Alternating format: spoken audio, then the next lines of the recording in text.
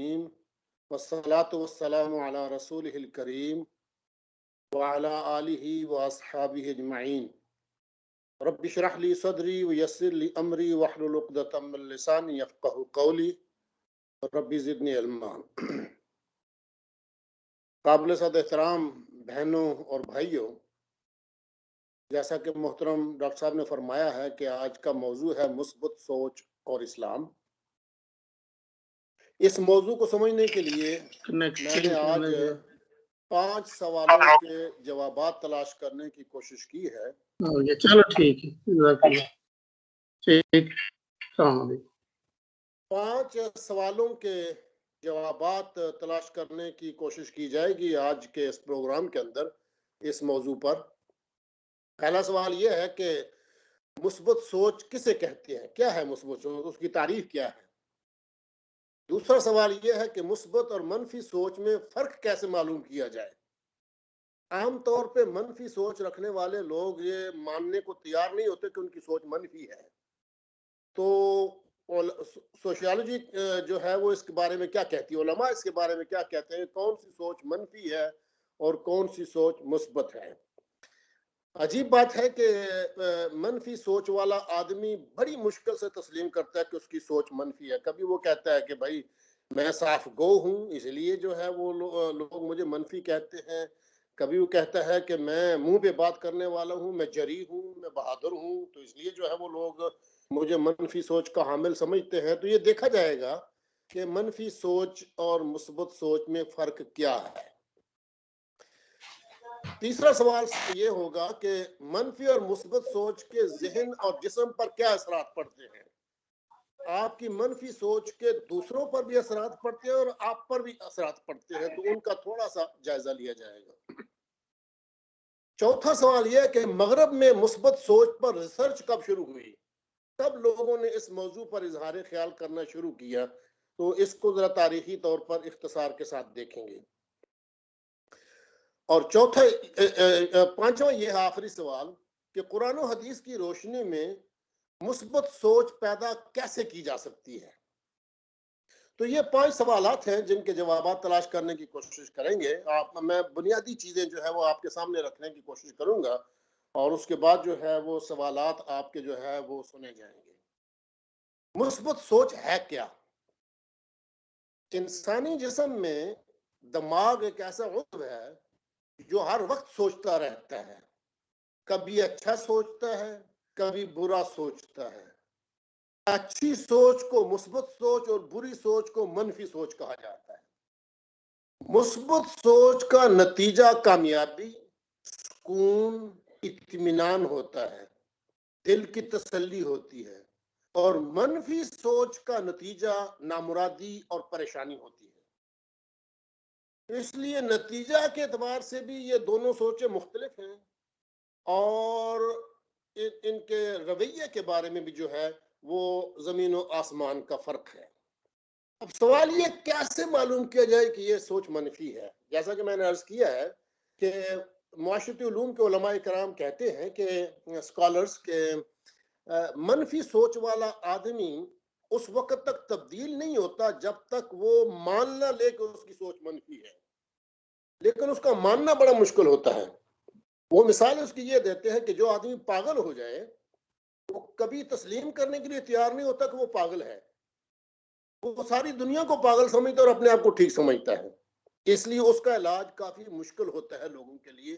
اس کو قائل کرنا پڑتا ہے کہ آپ کو دوائیاں کھانی پڑیں گی، آپ کو علاج کروانا پڑے گا، آپ کو ڈاکٹر کی ہدایت کے مطابق چلنا پڑے گا، ورنہ جو ہے وہ کبھی بھی جو ہے وہ ٹھیک نہیں ہوگا۔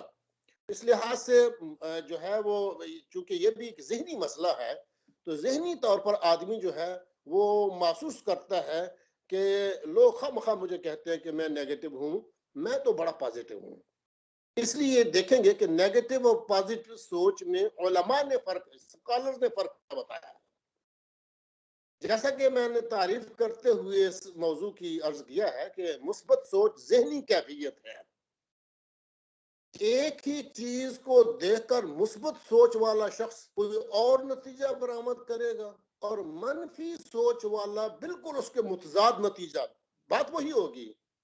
کام وہی ہوگا، حرکت وہی ہوگی، لیکن نتیجے دونوں کے بالکل مختلف ہوں گے۔ اس کی وجہ یہ ہے کہ ان کی سوچ جو ہے وہ مختلف ہے۔ وہ جو دیکھ رہے ہیں اس کو دیکھ کر ان کو پوچھا جائے گا کہ آپ نے کیا دیکھا، تو ان دونوں کے نتائج بالکل مختلف ہیں۔ اس کی مشہور مثال جو ہے وہ معاشرتی علوم کے علماء جو ہیں وہ یہ دیتے ہیں کہ پانی کا آدھا گلاس دیکھ کر منفی سوچ کا حامل شخص کہے گا کہ آدھا گلاس خالی ہے، اور جس کی سوچ مثبت ہے وہ کہے گا نہیں، آدھا گلاس بھرا ہوا ہے۔ باتیں دونوں کی جو ہے وہ گلاس کی تعریف کر رہی ہیں، بتا رہی ہیں گلاس کیسا ہے، لیکن منفی سوچ والا کہے گا کہ او یہ تو آدھا گلاس ہے، یہ تو بھرا ہوا نہیں ہے، اور دوسرا کہے گا نہیں نہیں یہ آدھا بھرا ہوا تو ہے نا۔ تو مثبت سوچ والا فرد خوشی، صحت اور کامیابی پر یقین رکھتا ہے، حالات کی بظاہر تلخی سے گھبراتا نہیں ہے۔ یہ نشانیاں بتائی ہیں علماء نے۔ برے حالات کا جرأت سے، بہادری سے اور حکمت سے مقابلہ کرتا ہے، ہتھیار نہیں ڈالتا۔ جبکہ منفی سوچ کا حامل شخص جو ہے وہ مسائل سے نظریں چراتا ہے، کسی ہنسی اتفاق کا منتظر رہتا ہے، اور ٹھوس منصوبہ بندی کی بجائے کسی لاٹری کے نکلنے کا انتظار کرتا رہتا ہے کہ حالات خود بہت ٹھیک ہو جائیں گے، اور یہ سارا کچھ جو ہے وہ اس کے لیے وہ کچھ کام کرنے کے لیے، ہاتھ ہلانے کے لیے تیار نہیں ہوتا۔ مثبت سوچ سے مراد اپنے دائرہ اختیار پر فوکس کرنا، اللہ کی عطا کردہ نعمتوں پر غور کرنا، ان کی قدر کرنا، نعمت عطا کرنے والا کا شکر ادا کرنا، زندگی کے تجربات اور واقعات کے ان پہلوؤں پر سوچنا جو آپ کے لیے مفید ہو سکتے ہیں اور ان سے سبق سیکھنا، یہ مثبت سوچ کا اثر ہوگا۔ مثبت سوچ کا حامل شخص جو ہے وہ معیاری اور تعمیری کام کرتا ہے، جبکہ منفی سوچ والا شخص تخریبی کارروائیوں کی طرف چل پڑتا ہے۔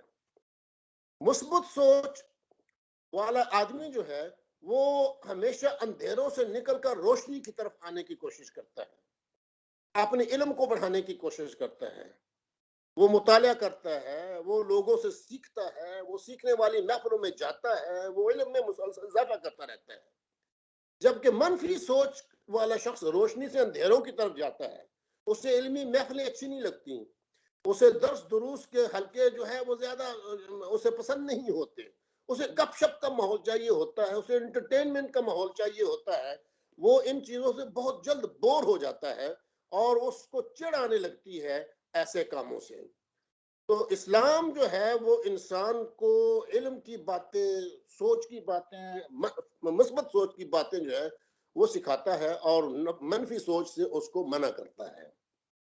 تو یہ ہے منفی سوچ اور مثبت سوچ کے درمیان فرق۔ اب تیسرا سوال ہم لیتے ہیں اور وہ اہم ہے کہ منفی اور مثبت سوچ کے ذہن اور جسم پر کیا اثرات پڑتے ہیں۔ منفی سوچ والا آدمی سمجھتا ہے کہ اسے کوئی نقصان نہیں پہنچ رہا، جو بھی وہ بات کہتا ہے اسے کوئی نقصان نہیں پہنچ رہا، بلکہ وہ دوسروں کو نقصان پہنچانے کی کوشش کر رہا ہے، کسی کو گالیاں دے رہا ہے، کسی پہ غصے ہو رہا ہے، کسی کو ڈانٹ رہا ہے، کسی کی غیبت کر رہا ہے، اور کسی کے خلاف جو ہے وہ پروپیگنڈا کر رہا ہے، اور کسی کی عزت سے کھیلنے کی کوشش کر رہا ہے۔ تو وہ سمجھتا ہے کہ وہ دوسروں کو نقصان پہنچانے کی کوشش کر رہا ہے۔ ہو سکتا ہے دوسروں کو نقصان پہنچے اور ان کے جذبات مشتعل ہوں، اور ان کو جو ہے فزیکل بھی نقصان پہنچے، مینٹلی نقصان بھی ہو، لیکن حقیقت یہ ہے کہ منفی سوچ کا شخص دوسروں کو نقصان پہنچانے کے ساتھ ساتھ خود اپنے آپ کو بھی تباہی کی طرف دھکیلتا ہے۔ اب ڈاکٹر یہ کہتے ہیں کہ یہ ڈپریشن، یہ سٹریس، یہ ٹینشن، یہ ساری بیماریاں جو دماغی پاگل پن کی بیماریاں ہیں، یہ منفی سوچ کے اثرات ہیں۔ آدمی چونکہ منفی سوچنا شروع کر دیتا ہے تو اس کے دماغ پر اثرات مرتب ہونا شروع ہو جاتے ہیں۔ اب دماغ پر جو اثرات، ہاتھ پر کوئی اثر ہو، ہاتھ پر کوئی مارے گا اس طرح تو مجھے محسوس ہوگا، کسی جسم کے اور حصے پہ مارے گا کوئی آدمی مجھے تو مجھے احساس ہوگا، درد کا احساس ہوگا۔ اب ذہن پر جو اثرات ہوتے ہیں ان کو محسوس کیا جا سکتا ہے ذہن ہی کے ساتھ، کوئی ایسی فزیکل چیز نہیں ہے کہ جس سے انسان سمجھ جائے کہ اس پہ منفی اثرات پڑتے ہیں، لہذا وہ اثرات کو اپنے اوپر ڈالتا رہتا ہے یہاں تک کہ وہ پھر پاگل خانے پہنچ جاتا ہے اور دماغی مریض بن جاتا ہے اور نفسیاتی مریض بن جاتا ہے۔ تو یہ منفی سوچ کے اثرات ہیں۔ تو اس سے سمجھ آنا چاہیے کہ اس آدمی کے اندر منفی سوچ ڈیویلپ ہو رہی ہے۔ اس کے علاوہ جو اس کی علامات ہیں وہ یہ ڈر ہے، مجھے یہ نہ ہو جائے، مجھے وہ نہ ہو جائے، میں سخت بیمار ہو گیا ہوں، پتہ نہیں مجھے کیا ہوگا، میرے ساتھ کیا ہونے والا ہے، مجھے یہ کیا ہو رہا ہے، میرے سر میں یہ درد کیوں ہے، میرے پیٹ کیوں خراب رہتا ہے، اور شاید میں جو ہے وہ دنیا سے جانے والا ہوں۔ تو اسے ہر وقت ڈر ستاتا رہتا ہے، خوف اس کے اندر ہوتا ہے، نا امیدی اس کے اندر ہوتی ہے کہ میں ٹھیک نہیں ہونے والا۔ پھر اسے غصہ آتا ہے، پھر اسے دوسروں کے خلاف غصہ آنے کے ساتھ ساتھ اس کے دل کے اندر کینہ آتا ہے، یہ فلاں کی وجہ سے ہے، کچھ کہتے ہیں یہ جادوگر کی وجہ سے ہے، کچھ کہتے ہیں یہ تعویذ کی وجہ سے ہے، کچھ کہتے ہیں کہ یہ فلاں آدمی کی جو ہے وہ سازشوں کی وجہ سے ہے، میرے خلاف خفیہ سازشیں ہو رہی ہیں۔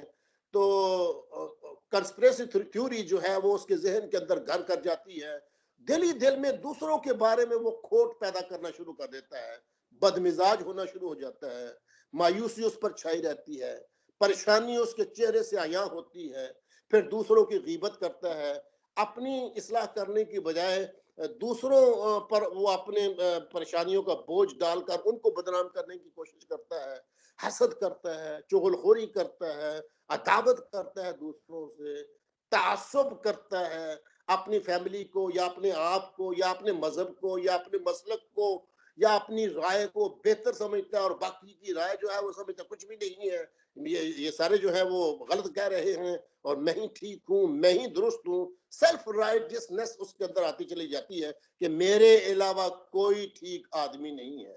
پھر وہ دوسروں کو نیچے دکھانے کی کوشش کرتا ہے، پھر وہ نیچے نہیں ہوتے اور مسلسل ان کی عزت میں اضافہ ہوتا ہے تو ان کو ذلیل کرنے کی خواہش اپنے اندر پالتا رہتا ہے، وہ بدترین کی توقع رکھتا ہے، ہر کام سے سوچتا ہے کہ نیگیٹیولی کہ اس کا یہ نقصان ہو جائے گا، اس کا وہ ہو جائے گا، اس کا یہ ہو جائے گا۔ مذموم ارادے اس کے اندر آنے شروع ہو جاتے ہیں، خیالات اس کے جو ہے وہ پراگندہ ہونا شروع ہو جاتے ہیں، تخریب کاری کی طرف وہ چل پڑتا ہے، وہ دہشت گردی کی طرف چل پڑتا ہے، مٹا دوں ان کو جن کو میں پسند نہیں کرتا، بم مار کر ہلاک کر دوں ان کو، اگر مار نہیں سکتا تو کم از کم سوچتا رہتا ہے اس بارے میں کہ میں یہ کر دوں، میں وہ کر دوں، پریشان خیالی، تشویش، گھبراہٹ، نفرت، یہ ساری چیزیں اس کے اندر جو ہے وہ پیدا ہونی شروع، شکی مزاج ہو جاتا ہے، ہر ایک کے بارے میں اس کے ذہن کے اندر شک پیدا ہو جاتا ہے، پتہ نہیں یہ میرے خلاف، کوئی آدمی دو آپس میں بھی باتیں کر رہے ہوں اس سے شک ہوتا ہے کہ شاید یہ میرے ہی بارے میں بات ہو رہی ہے، حالانکہ وہ ہو سکتا ہے کہ وہ اس کے بارے میں قطر کوئی بات کر ہی نہ رہے ہوں، کہیں دو آدمیوں کو بیٹھا ہوا دیکھ لے تو وہ بس سوچتا ہے کہ یہ میرے مذہب کے بارے میں یا میرے خیال کے یا مجھے دیکھ کر وہ خیال کسی لطیفے پہ ہنس رہے ہوں، لیکن یہ سمجھتا ہے کہ یہ مجھے دیکھ کر ہنس رہے ہیں، ہر چیز کو اپنی طرف لانے کی کوشش کرتا ہے اور اپنا مفہوم اس کو پہنانے کی کوشش کرتا ہے۔ پھر اس کے اندر حوصلہ شکنی پیدا ہو جاتی ہے، حوصلہ نہیں رہتا اس کے اندر کام کرنے کا، اور وہ سستی کی طرف چلا جاتا ہے، اس کا عدم اعتماد ہو جاتا، اپنے آپ پر اعتماد نہیں رہتا، دوسرے لوگوں پر اعتماد نہیں رہتا، خامد ہے تو بیوی پر اعتماد نہیں رہتا، سمجھتا ہے کہ شاید وہ کسی کو فون کر رہی ہے، حالانکہ وہ شاید اپنے باپ کو فون کر رہی ہو یا اپنے بیٹے کو فون کر رہی ہو یا اپنے بھائی کو فون کر رہی ہو، لیکن وہ سمجھے گا پتہ نہیں کس کو فون کر رہی ہے، وہ چھپ چھپ کر جو ہے وہ کوشش کرے گا پتہ لگانے کی، دوسروں کے خط پڑھنے کی کوشش کرے گا، دوسروں کے گھروں کے اندر جھانک کر ان کے حالات معلوم کرنے کی کوشش کرے گا، کیونکہ اس کے اندر شک یہ ہے کہ پتہ نہیں یہ آدمی کر کیا رہا ہے۔ تو یہ ساری کی ساری جو ہے وہ منفی سوچ کی علامتیں ہیں، اس سے پتہ چلتا ہے کہ یہ آدمی منفی سوچ کا حامل ہے۔ جبکہ مسکراہٹ بکھیرنے والا، خوش اخلاقی دکھانے والا، پیار محبت کی باتیں کرنے والا، ہمدردی کی باتیں کرنے والا، خیر خواہی کی طرف جانے والا آدمی جو ہے وہ مثبت سوچ کا حامل ہوتا ہے، اس سے پتہ چل جاتا ہے کہ یہ آدمی خوش رہتا ہے، یہ آدمی کسی کو تکلیف پہنچانے کی کوشش نہیں کرتا، یہ آدمی کسی سے اکڑ پن کے ساتھ جو ہے وہ بات نہیں کرتا، یہ آدمی جو ہے وہ احترام کے ساتھ بات کرتا ہے، تو اس کا مطلب یہ ہے کہ وہ اپنے آپ کے بارے میں بھی مثبت ہے اور دوسرے لوگوں کے بارے میں بھی مثبت ہے۔ تو منفی آدمی اپنے بارے میں بھی منفی ہوتا ہے اور دوسروں کے بارے میں بھی منفی ہوتا ہے. اپنے زبان سے وہ زیادہ تعریفیں بھی بعض اوقات اس لیے کرتا ہے کہ وہ اس کے دل کے اندر ایک چور چھپا ہوا ہوتا ہے کہ لوگ مجھے پسند نہیں کرتے. پھر وہ کہتا ہے ہاں جی میرے پاس تو اتنی ڈگری ہیں جناب, وہ جو قرآن کہتا ہے کہ فلا تزکوا انفسکم, اپنی تعریفیں آپ نہ کرو, تو وہ اپنی تعریفیں آپ کرتا رہتا ہے. میں نے جناب یہ تیر مارا, میں نے یہ کام کیا, میں یوں کرتا ہوں, میں یہ کرتا ہوں, اور میرے اندر یہ صفات ہیں. وہ پھر یہ نہیں انتظار کرتا کہ کوئی دوسرا اس کی تعریف کرے, وہ اپنی تعریف کے اندر رطب اللسان رہتا ہے. اس کی وجہ یہ ہوتی ہے کہ اس کے اندر یہ چور چھپا ہوا ہوتا ہے کہ میں کچھ نہیں ہوں. تو وہ اپنے بارے میں منفی ہوتا ہے. پھر وہ دوسروں کے بارے میں بھی منفی ہوتا ہے. کوئی شخص ان دوسروں کی تعریف کر کہتا ہے آپ کو کیا پتا ہے جی, میں اس کو جانتا ہوں جی, میں پرانا واقف ہوں اس کا جی, میں نے اس کے ساتھ کام کیا جی, یہ تو بڑا غلط آدمی ہے جی, اس کو تو یہ عزت نہیں ملنی چاہیے. وہ دوسروں کی عزت سن کر اپنے اندر کبیدگی محسوس کرتا ہے اور یہ سمجھتا ہے کہ وہ جو ہے وہ اس کی عزت نہیں ہونی چاہیے. تو یہ منفی سوچ کے حمل کی علامات ہیں. ناخوشگوار اور تلخ باتوں کو بار بار دہرائے گا. وہ ماضی میں جو ہو چکا ہے منفی کام ان کو یاد کرتا رہے گا. کوئی بیمار ہوا تو اس کو بیماری کو یاد کرتا رہے گا. کوئی گھر کے اندر بات ہوئی تو اس بات کو یاد کرتا رہے گا. اگر خامد ہے تو بیوی کے ساتھ کبھی چپکلش ہوگی تو ہمیشہ اس کو یاد کرتا رہے گا, دہراتا رہے گا. بیوی ہے تو وہ خامد کے بارے میں اسی طرح کی نیگیٹو باتیں جو ہے وہ سوچتی رہے گی, فلاں وقت اس نے یہ کر دیا تھا, فلاں وقت. ہزاروں اس کے ساتھ جو ہے وہ اچھائیاں ہوں گی لیکن وہ اچھائیوں کو نہیں دیکھے گی, وہ برائیوں کو جو ہے وہ بیان کرتی رہے گی دوسروں کے سامنے. تو اس لحاظ سے اپنے ساتھ انسان کے جو حقیقتاً ہوا ہے ان کو بھی وہ بولنے کی کوشش نہیں کرتا. یہ دنیا ہے, دنیا کے اندر جو ہے وہ انسان بعض اوقات ایک دوسرے سے دور ہوتے ہیں, تلخ کلامی بھی ہو سکتی ہے, حالات بگڑ بھی سکتے ہیں, لیکن حکم یہ ہے کہ ہم ان حالات کو بھولنے کی کوشش کریں, ان کو اپنے گلے کا ہار نہ بنائیں اور ان کو بھول کر جو ہے وہ نئی زندگی جو ہے وہ گزارنے کی کوشش کریں. جس طرح کے کسی شاعر نے کہا ہے کہ یاد ماضی عذاب ہے یا رب, چھین لے مجھ سے حافظہ میرا, کہ جب بھی میں اس طرح کی باتیں یاد کرتا ہوں تو عذاب دیتی ہیں, تکلیف دیتی ہیں, ذہن کو کرب میں مبتلا کر دیتی ہیں.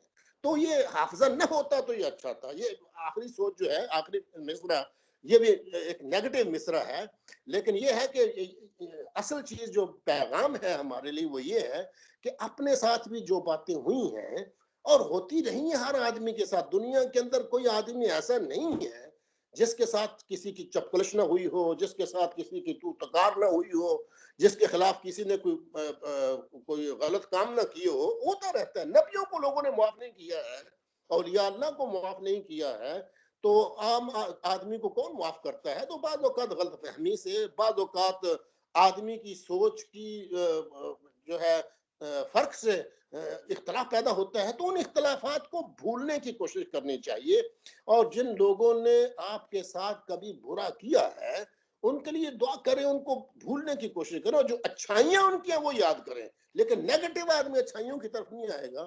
نیگیٹو آدمی دوسرے لوگوں نے جو اس پر احسانات کیے ہیں ان کو یاد نہیں کرے گا. اس کو بس ایک ہی یاد بات ہوگی, اس نے فلاں وقت میرے ساتھ اس طرح سلوک کیا تھا, میں نے سلام کیا, اس نے میرے سلام کا جواب نہیں دیا تھا, اس نے منہ موڑ لیا تھا, اس نے یہ کیا تھا, اس نے وہ کیا تھا. اور وہ پرانی نیگیٹو باتوں کو یاد کر کر کے اپنے تعلقات بھی خراب کرتا ہے اور اپنے ساتھ بھی ظلم کر رہا ہوتا ہے, اور اس کے ساتھ ساتھ دوسرے لوگوں کے ساتھ بھی جو ہے وہ ظلم روا رکھے ہوتا ہے, اور ان کی بدنامی کر کے حقیقت میں اپنے آپ کو بھی وہ بدنام کر رہا ہوتا ہے. کیونکہ لوگ نہیں چاہتے وہ خواہ اس طرح کی باتیں سنیں, وہ چاہتے ہیں کہ کوئی اچھی باتیں سنی جائیں, کوئی بہتر باتیں سنی جائیں, کوئی مثبت باتیں سنی جائیں. لیکن وہ ہمیشہ یہی کہے گا کہ وہ پرانے میرے ساتھ یہ ہوا جی, بس میرے ساتھ وہ ہوا اور یہ ہوا. فلاں آدمی, کسی کے بارے میں بھی وہ مثبت بات کرنے کے لیے آسانی سے رضامند نہیں ہوتا. تو اس لیے جو ہے یہ اس کی علامت ہوتی ہے.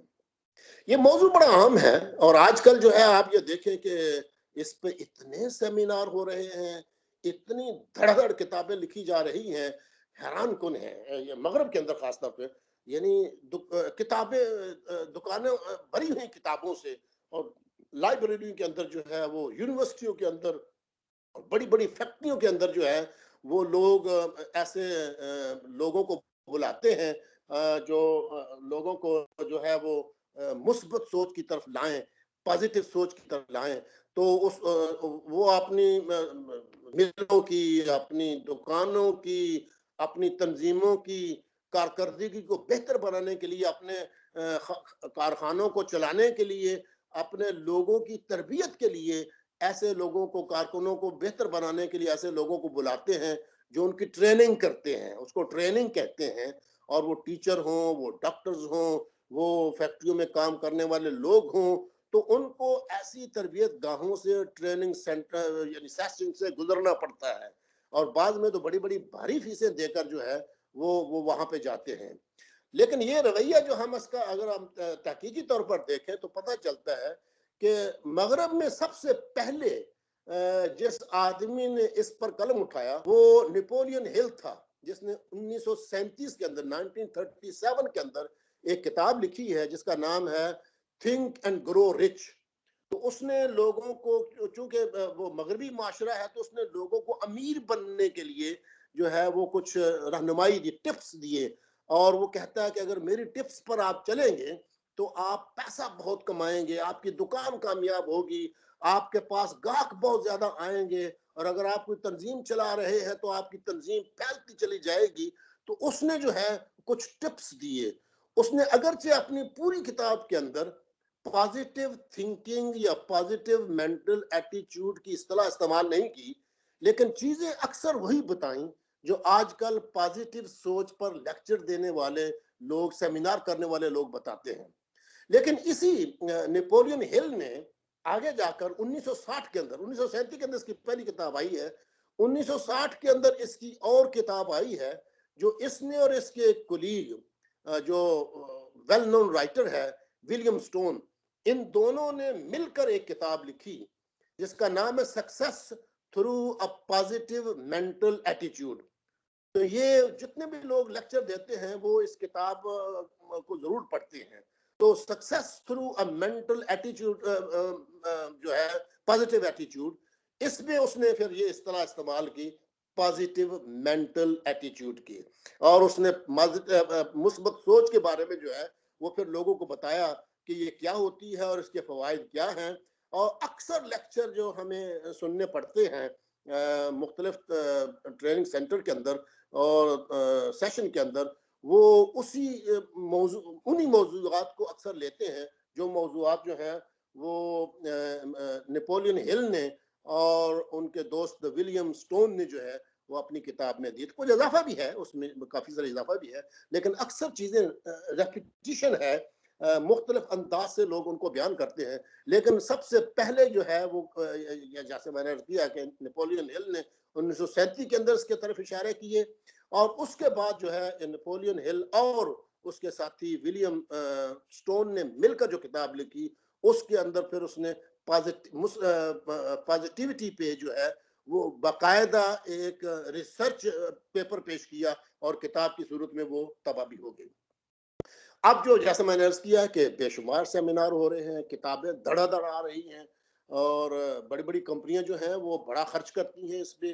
ان کو پتہ ہے کہ یہ خرچ جو ہے وہ موٹیویٹ کرتا ہے ان کے کارکنوں کو، اور اس کی وجہ سے جو ہے وہ ان کے اندر ان کا کام بڑھتا ہے، اور ان کی آمدنی جو ہے وہ بڑھتی چلی جاتی ہے. اس لیے وہ خرچ کرتے ہیں اور اپنے کارکنوں کو بھیجتے ہیں. ہم جو ہے وہ اسکول ٹیچر فار ایگزامپل، اکثر ہمیں جو ہے وہ اسکول کے بجٹ میں بہت زیادہ رقم اس کے لیے رکھی جاتی ہے کہ ٹیچروں کو جو ہے وہ آپ بھیجیں ٹریننگ پہ.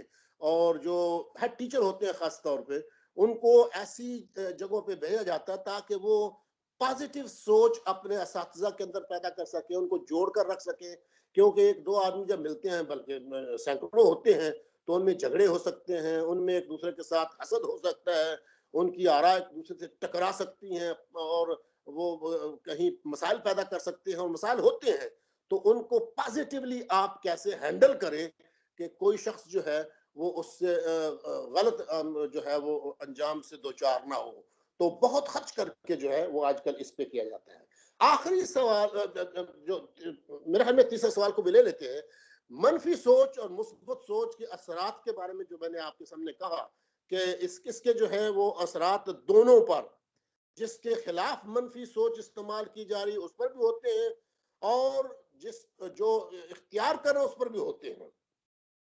تو اس لحاظ سے ان دونوں مفکرین نے جو ہے وہ لوگوں کو کہا کہ آپ اس سے باز رہنے کی کوشش کریں، وگرنہ آپ کا اندر کا سکون، آپ کے مزاج کے اندر تبدیلی واقع ہو جائے گی، آپ اس کام سے فیڈ اپ ہو جائیں گے اور آپ چھوڑ کے بھاگ جائیں گے اور اپنا کاروبار لوز کر جائیں گے. اس لیے انہوں نے کہا کہ آپ اس منفی سوچ کو چھوڑیں اور اپنے اندر مثبت سوچ پیدا کرنے کی کوشش کریں. خواہ مخواہ دوسروں کے بارے میں جو ہے میرا جو ہے وہ باس میرے خلاف ہے، اس نے مجھ پر تنقید کی ہے، شاید وہ مجھے کام سے نکالنا چاہتا ہے، شاید وہ یہ کرنا چاہتا ہے، اس کو میرا کام پسند نہیں ہے. وہ خواہ مخواہ کے خیالات جو آپ نے اس کی زبان سے نہیں سنے ہیں، اس نے اپنی کسی رپورٹ میں نہیں لکھے ہیں، اس نے کسی کے سامنے وہ بات بیان نہیں کی ہے، آپ اپنے آپ کو نیگیٹو کر کے جو ہے اس کے بارے میں جو ہے وہ سوچ رہے ہیں. تو آپ کو تو کوئی سخت بھی بات کہہ دے تو اس کا اچھا پہلو تلاش کرنے کی کوشش کریں. تو یہ مغرب میں تو بس یہ 60-70 سال سے جو ہے زیادہ سے زیادہ جو ہے، اس سے پہلے ہمیں اس کا کہیں سراغ نہیں ملتا. لیکن اسلامی تعلیمات کو اگر آپ دیکھیں گے تو نبی علیہ السلام کی زندگی کے اندر اتنی مثالیں ملتی ہیں پازیٹیو سوچ رکھنے کی کہ آپ حیران رہ جائیں گے. اور حضور صلی اللہ علیہ وسلم نے اپنے زندگی کے اندر بھی وہ بتائیں، اور اس کے بعد نبی علیہ السلام نے سکھائیں اپنے ساتھیوں کو کہ وہ کیسے پازیٹیو رہیں. مشکل ترین حالات کے اندر بھی آپ یہ دیکھیں کہ نبی صلی اللہ علیہ وسلم پازیٹیو رہے ہیں، کبھی منفی سوچ آپ کے ذہن کے اندر نہیں آئی. اور پوری زندگی میں نے کہا ایک ایک دن آپ اس زندگی کو اٹھا کر دیں گے. طائف کا دیکھیں، طائف کے اندر آپ کے ساتھ جو ظلم و ستم ہوا، نبی علیہ السلام نے ایک حدیث کے اندر فرمایا، اب ان سے پوچھا گیا کہ آپ کا مشکل ترین دن کون سا ہے، تو آپ نے فرمایا طائف کا دن. طائف کا دن وہ تھا کہ جب آپ مکہ سے مایوس ہو کر جو ہے وہ طائف جاتے ہیں، اور طائف کا علاقہ سرسبز تھا، اور سرسبز علاقے کی وجہ سے وہاں کے لوگوں کے اندر سمجھا جاتا تھا کہ یہ بڑے پازیٹیو لوگ ہیں، یہ بات سنتے ہیں، یہ خیال کرتے ہیں، یہ اجڑ نہیں ہے مکے کے لوگوں کی طرح. لیکن حضور کے ساتھ بالکل معاملہ مختلف ہوا. تینوں جو سردار تھے ان تینوں نے جو ہے وہ ایسے غلط قسم کے جو کامنٹس آپ پر دیے کہ آدمی حیران ہوتا ہے.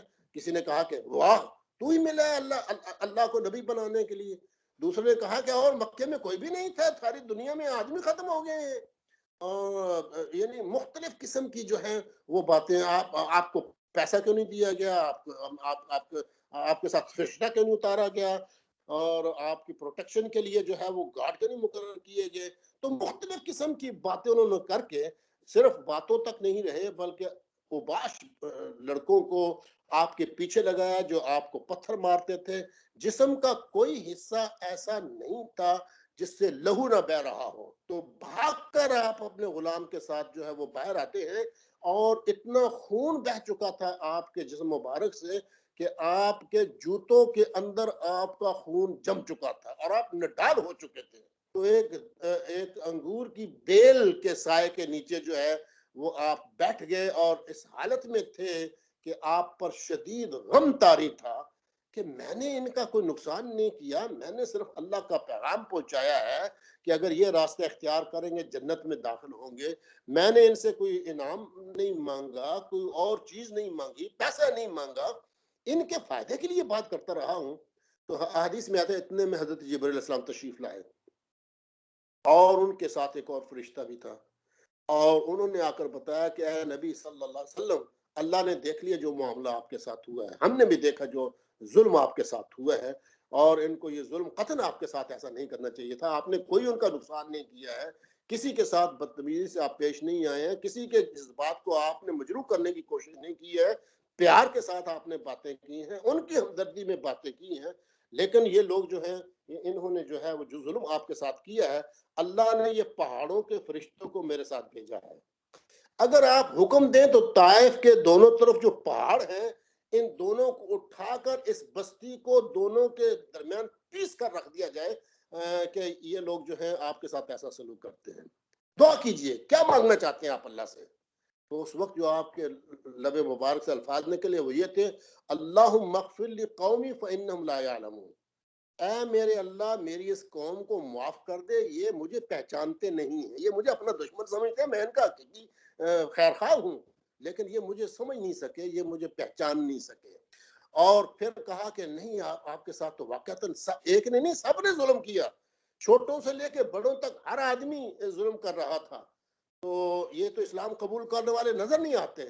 تو حضور صلی اللہ علیہ وسلم نے ایک اور جملہ وہاں پہ کہا تھا جو حدیث کی کتابوں کا اندر ریکارڈ ہے.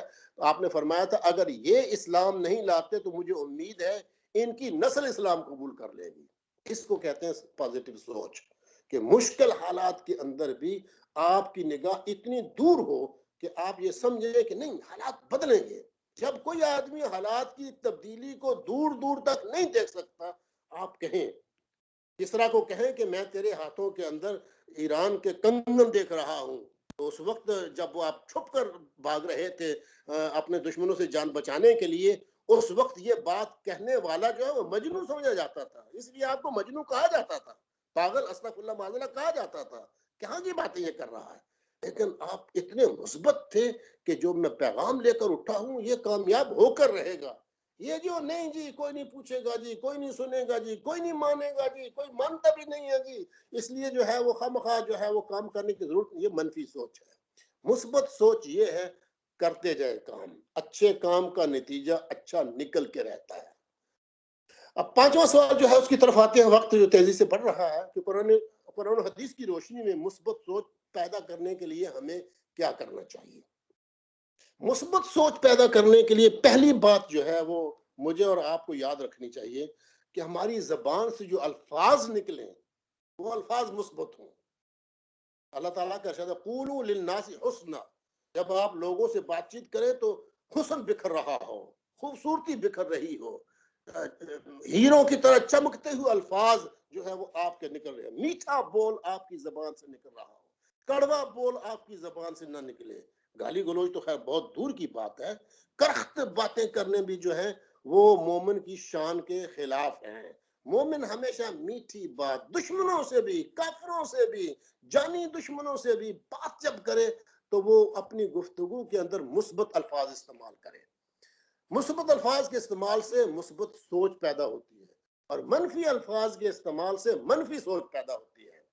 اب میں چند مثالیں آپ کو دیتا ہوں. ایک تو وہی مثال یاد رکھیں جو میں نے پانی کے آدھے گلاس کی مثال دی تھی, اس کو ساتھ آپ یہ دیکھیں, چند باتیں میں 2-3 جملے آپ کے سامنے پیش کرتا ہوں کہ بات ایک ہی ہے, لیکن منفی سوچ کا حامل شخص اس بات کو اور طریقے سے ادا کرے گا, اور مثبت سوچ کا حامل شخص اس کے لیے کوئی اور جملہ استعمال کرے گا. مثلا منفی سوچ والا کہے گا میں ایک مشکل میں پھنس گیا ہوں.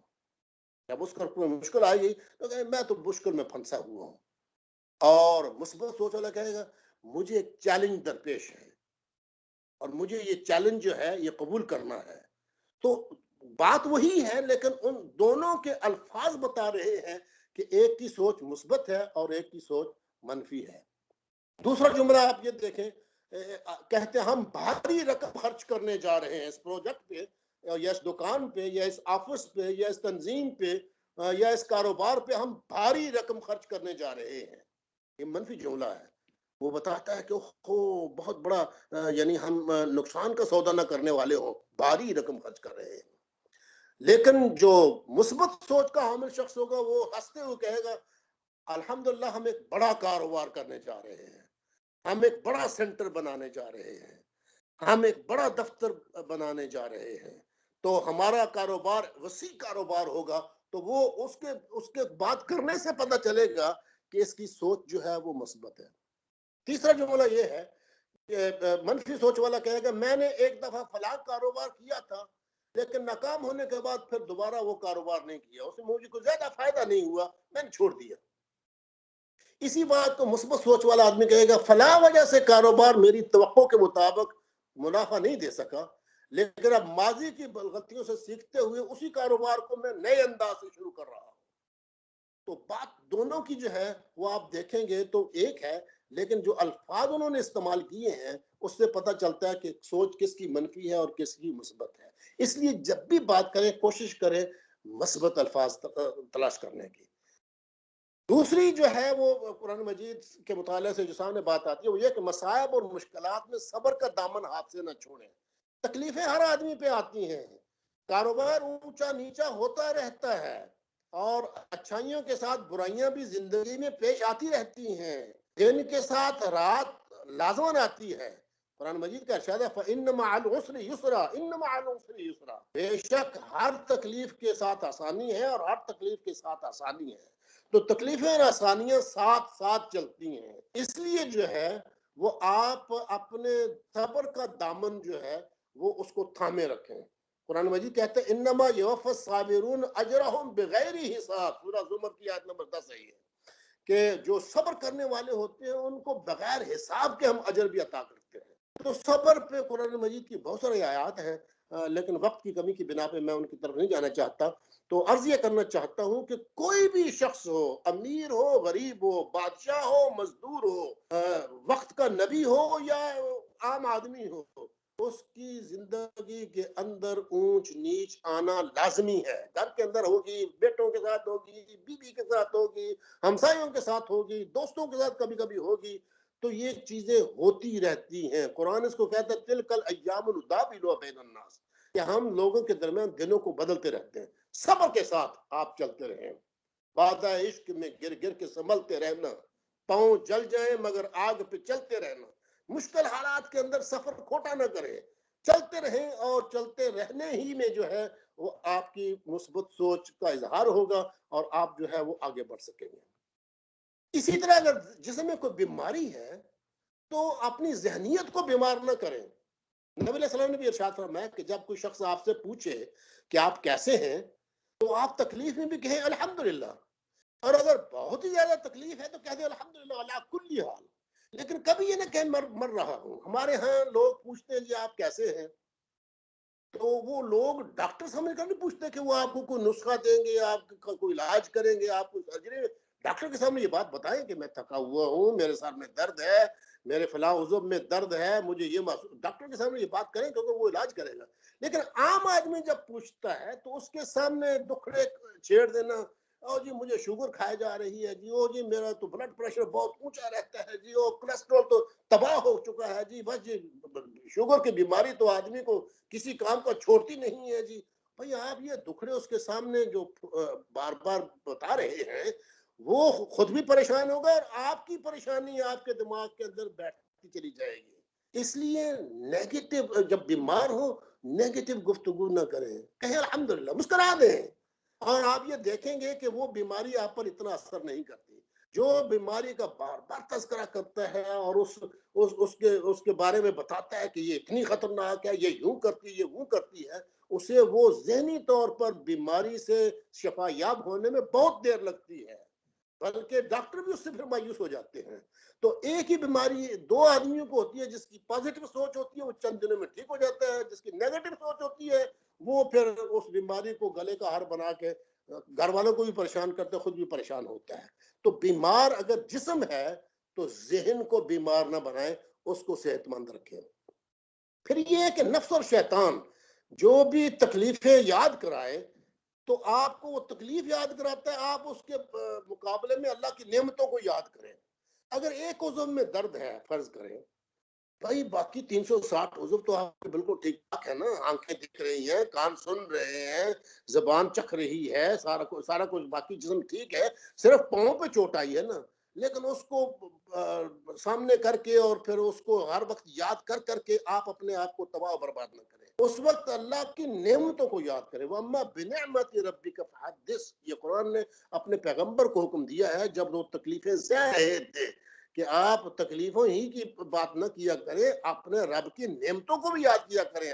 اللہ آپ پر قرآن نازل کر رہا ہے، اللہ آپ کو نبیوں کا سردار بنا رہا ہے، اللہ آپ کو آخری نبی بنا رہا ہے، اللہ آپ پہ رحمتیں کر رہا ہے، اللہ کے فرشتے آپ پر رحمتیں بھیج رہے ہیں.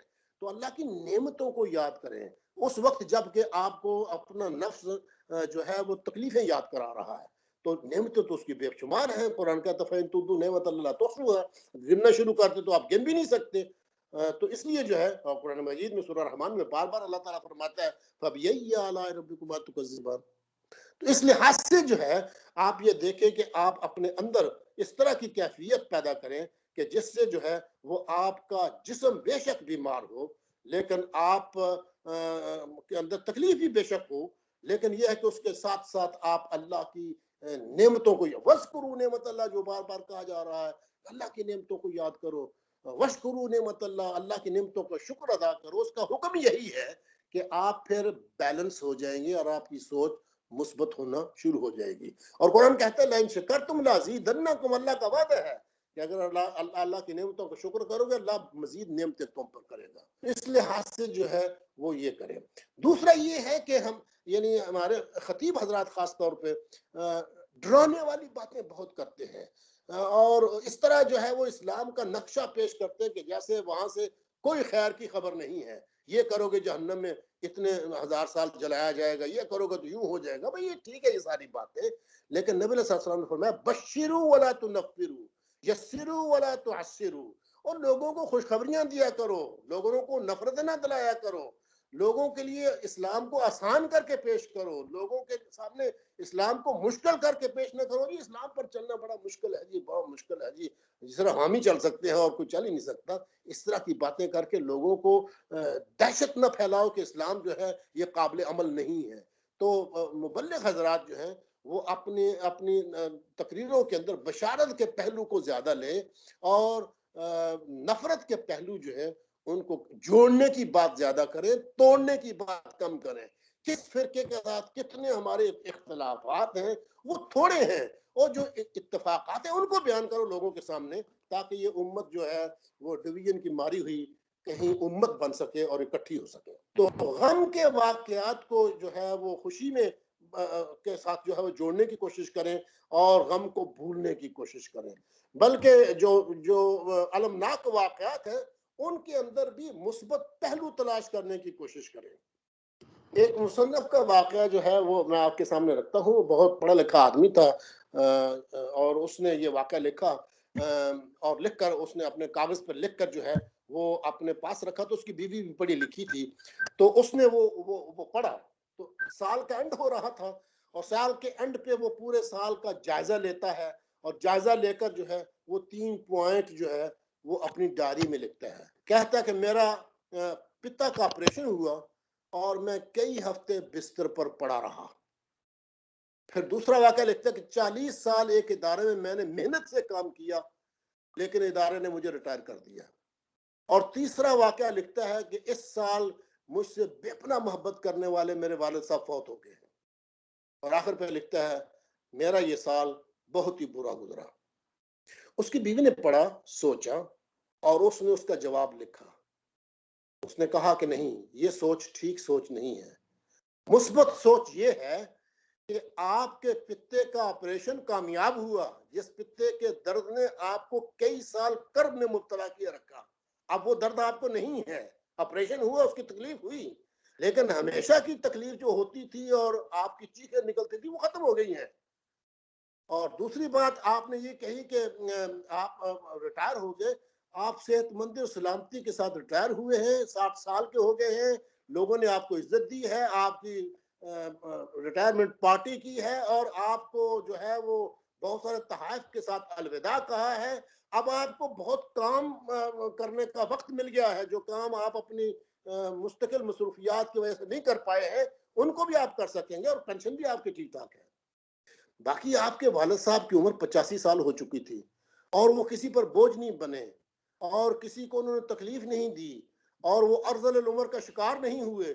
اور آپ جو ہیں وہ ان کو یاد کر کے جو ہے روتے ہیں. آپ کو تو شکر کرنا چاہیے کہ اللہ تبارک و تعالیٰ نے ان کو کسی کا محتاج بننے سے جو ہے وہ محفوظ رکھا اور عزت کے ساتھ وہ اس دنیا سے چلے گئے ہیں. تو نیگیٹو باتوں کو پازیٹو میں بدلنے کی کوشش کی جانی چاہیے. بہت ساری باتیں میں آپ کے سامنے رکھنا چاہتا تھا لیکن چونکہ وقت کم ہے اور وقت کی کمی کی وجہ سے میں آپ سے یہ کہوں گا کہ قرآن مجید کو اگر آپ اس انداز سے پڑھنے کی کوشش کریں گے تو آپ کو اس موضوع پر ہر صفحے پر کوئی نہ کوئی چیز ایسی ملے گی फलां काम करें फलां न करें। जिन कामों से मना किए गए वो मनफी काम है, वो मनफी सोच है, और जिन अकायद से मना किए गए वो मनफी अकायद है, और जिनकी तरफ तवज्जो दिलाई गई है वो मुस्बत है। इस लिहाज से कुरान मजीद को पढ़ेंगे तो आपको लुत्फ आएगा और आपको पता चलेगा कि कैसे इल्म के मोती आपके सामने बिखरे हुए हैं और मुस्बत रुझान की तरफ जो है वो आपको ले जा रहे हैं। आखिर में ये चंद अशार हैं जो आपकी खिदमत में पेश करता हूँ जो इस मौजू से मुतल्लक है, और इसी के साथ मैं मौजू को समेटने की कोशिश करता हूँ।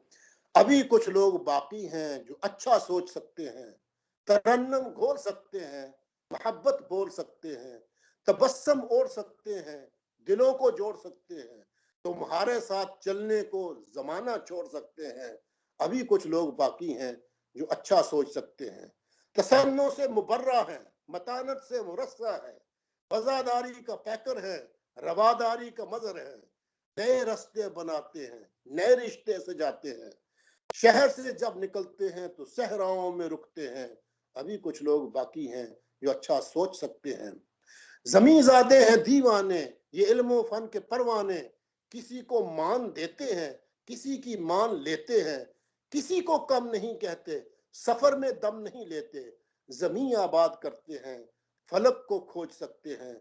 अभी कुछ लोग बाकी हैं जो अच्छा सोच सकते हैं। कोई जो ढूंढना चाहे उन्हें घर खोजना चाहे तो खुद में झांक कर देखे और खुद को झांक कर देखे, बड़ी सच्चाई से सोचे, बड़े अच्छाई से सोचे, तो उन लोगों में आएगा जो तूफान मोड़ सकते हैं। अभी कुछ लोग बाकी हैं जो अच्छा सोच सकते हैं।